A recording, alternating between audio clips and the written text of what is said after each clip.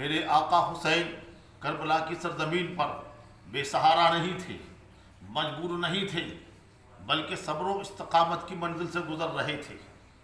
آقائے کائنات صلی اللہ تعالیٰ علیہ وسلم نماز ادا فرما رہے ہیں، سر انور سجدے میں ہے، امام حسین پشت انور پر آ کر بیٹھ جاتے ہیں۔ اب آپ حسین کو دین کہیں گے یا دنیا؟ دین کہیں گے یا دنیا؟ اگر دنیا کہو گے تو اعتراض حسین پر نہیں، اعتراض نبی کی نماز پر ہوگا کہ نماز میں دنیا کی رعایت، نماز میں دنیا کی حفاظت، نماز میں دنیا کی محبت۔ اب حسین کو دنیا نہ کہنا بلکہ وہ کہنا جو میرے آقا سلطان الہند خواجہ غریب نواز رحمۃ اللہ تعالیٰ علیہ نے کہا ہے، شاہ ہست حسین بادشاہ ہست حسین۔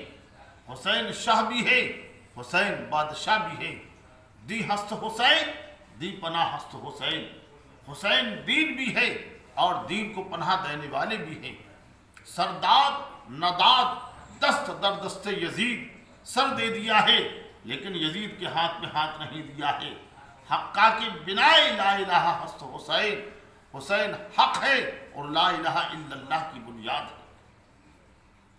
جنات کی جماعت نے آ کر میدان کربلا میں امام حسین سے کہا تھا کہ سرکار ہم حاضر ہیں، ہمیں مدد کی اجازت دیجئے۔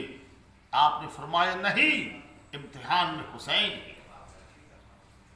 اور امتحان گاہ میں مدد مانگنا یہ طالب علم کی کمزوری ہے۔ امام حسین فرماتے ہیں جب میں درس گاہ میں تھا میں نے مدد لی تھی، جب میں نبی کی آغوش میں تھا مدد لی تھی، جب میں علی کی گود میں تھا مدد لی تھی، جب میں فاطمہ زہرا کی گود میں تھا مدد لی تھی، جب میں اہل بیت کے جھرمٹ میں تھا مدد لی تھی۔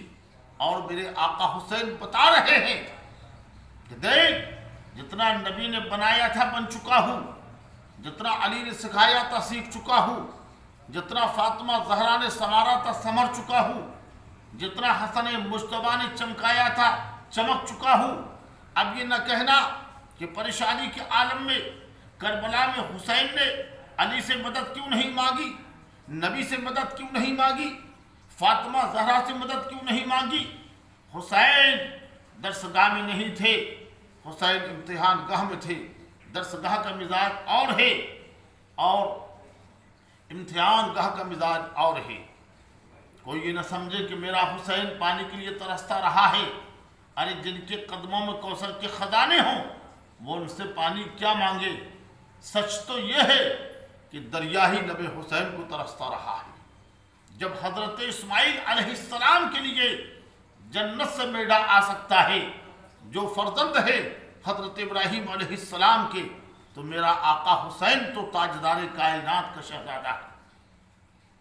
آپ میں سے کسی کے ذہن میں یہ سوال آ رہا ہوگا کہ ہم نے بارہا مقررین کے زبانی سنا ہے کہ حضرت عباس علمبردار کاندھے پر پانی کی مشک اٹھائے ہوئے دریائے فرات پر جا رہے ہیں پانی لانے کے لیے۔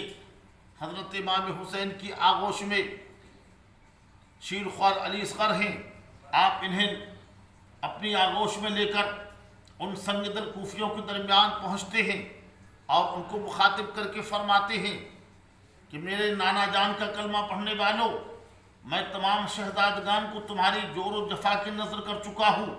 یہ گلشن فاطمہ کا سب سے ننھا پودا پانی نہ ملنے کی وجہ سے مرجھا رہا ہے، تم چند گھونٹ دریائے فرات کا پانی پلا دو میرے اس لال کو، میں وعدہ کرتا ہوں کہ قیامت کے دن نانا جان کے مقدس ہاتھوں سے کوثر کے جام بھر بھر کر پلاؤں گا۔ امام حسین انہیں مائل کر کے بخشش و مغفرت کا موقع عطا کر رہے ہیں۔ رحمت للعالمین کا نواسا ہے، دشمن پر بھی رحمت کی نظر، اور یہ صرف علی کا لال ہی دے سکتا ہے۔ اگر پہچان لیتے عظمت شبیر کو کوفی، اگر پہچان لیتے عظمت شبیر کو کوفی، نہ کوئی کربلا ہوتا نہ ہوتی کوئی قربانی۔